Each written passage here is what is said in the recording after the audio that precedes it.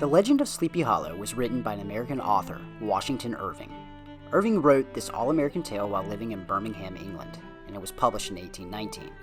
The Headless Horseman, believed to be a Hessian soldier who was decapitated by a cannonball in battle during the Revolutionary War, is what makes this story so intriguing.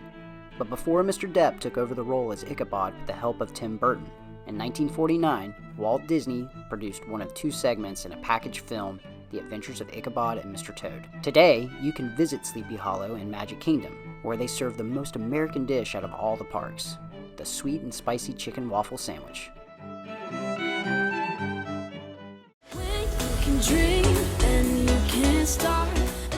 Welcome to Remy's Apprentice, where we believe anyone can cook. For over 20 years, I've been dining at the Walt Disney World Resort and bringing the flavors of magic back to my own kitchen. Let me share some of these recipes with you.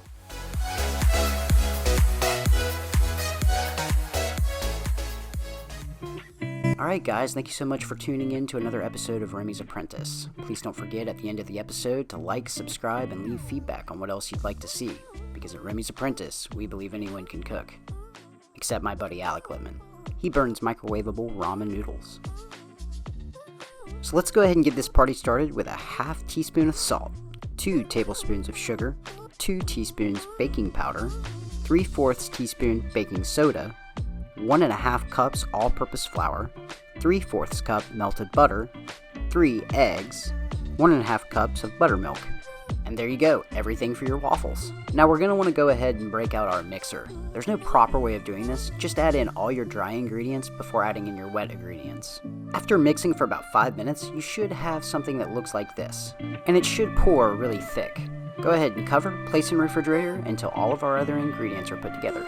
Now, I just wanted to test this out, so I went ahead and I threw this in my waffle maker. Let's see how it tastes. It tastes exactly how it looks. Magical.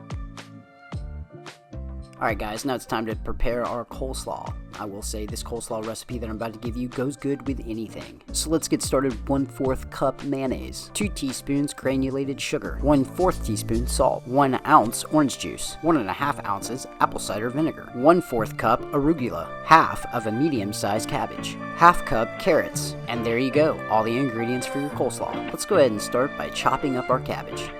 Now we're going to go ahead and shred our carrots. Chop arugula for just a little bit of color. And you should have some vibrant colors like this.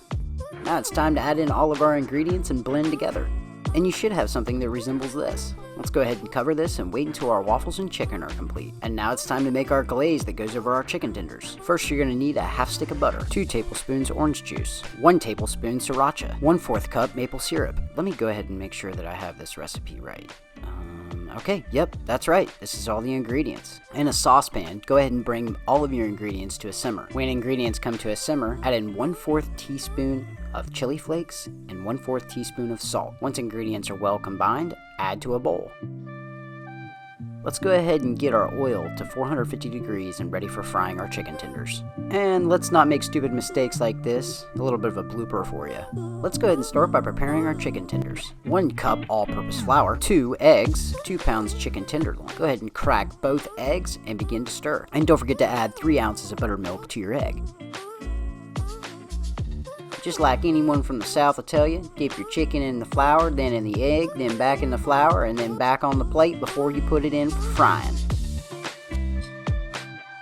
Once your oil hits 400 degrees, allow chicken to cook for 6 minutes.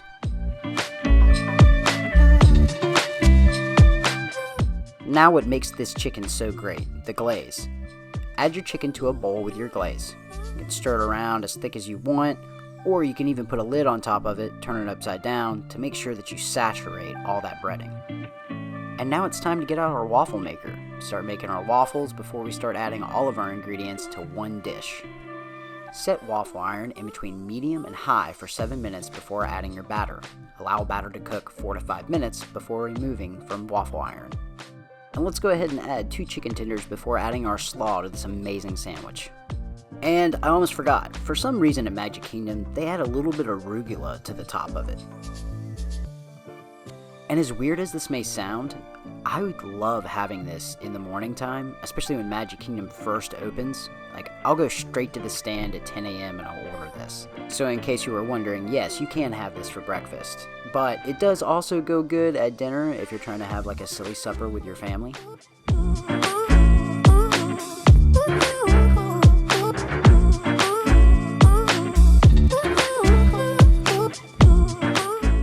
And there you go, guys, the sweet and spicy chicken waffle sandwich from Magic Kingdom. Thank you again for traveling with me to Sleepy Hollow, and please leave me some feedback. Let me know how your recreation turned out. Until next time, cheers.